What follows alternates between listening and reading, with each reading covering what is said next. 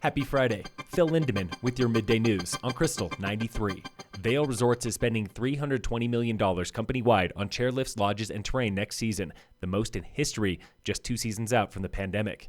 Here in Colorado, Keystone is getting the Bergman Bowl expansion and chairlift, and a 6,000 square foot addition to the Outpost restaurant. At Breckenridge, Rip's ride on Peak 8 is getting upgraded to a quad. Vail is adding another chair at Sundown Bowl near the base of Chair 5, and Game Creek Express is getting upgraded to a 6-pack.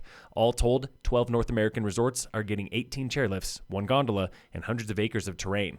Coming online this season at Beaver Creek is the reimagined McCoy Park, adding downhill access to the classic Nordic area above Strawberry Park. Krystal correspondent Matt Renoux of 9 News was up there yesterday getting the scoop. This is a really big expansion, like 250 acres of new terrain, 17 new trails, 2 new quad lifts, a warming hut. McCoy Park is the latest in Vail's new fixation on beginner-friendly bowl expansions, just like Bergman at Keystone. And that's the whole idea. I think they're just trying to make stuff a little more accessible for beginners, because often when ski areas expand, it can be some pretty tough terrain. Beaver Creek started work there in July, and lift towers are now ready for cable. Officials hope to open the new chairs and terrain by December. Also opening this season is Freedom Chair, the new 4-chair on Peak 7 at Breck, and the upgraded Peru Chair 6-pack at Keystone.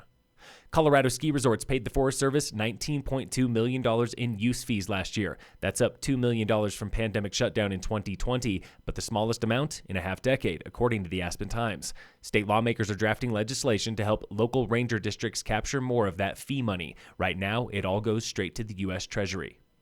CDOT is on track to finish all repairs to I-70 at Glenwood Canyon by Thanksgiving, reopening all lanes in both directions. And then it's on to the river. The Post-Independent reports on plans to remove thousands of tons of debris from the Colorado River. Dead trees, boulders, and soot dammed it up this summer, changing the flows and pushing water right up against the interstate. In sports, the Rockies lost to the Dodgers in 10 yesterday, 7-5. The Rockies open a series with the Giants today at 6:10. And in local sports, today on the warm-up, we're talking with Summit Rugby's leading scorer, junior Paola Arredondo, about this year's small but fierce senior class. I look up to them because they all bring something. Like, I look up to Olivia because of her footwork and her strength. I mean, she's like never scared. She's such a team leader. And then Jenna, I mean, she's just feisty. She's just tough.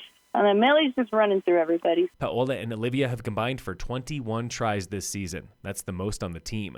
The girls are down in Denver tomorrow for Regis Jesuit. This has been The Warm-Up, brought to you by Alpine Lumber, Sauce on the Blue, and I Furnish in Frisco and Kremling.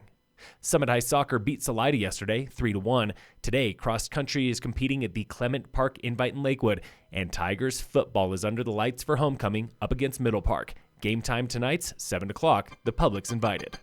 Phil Lindemann, Krystal 93 News.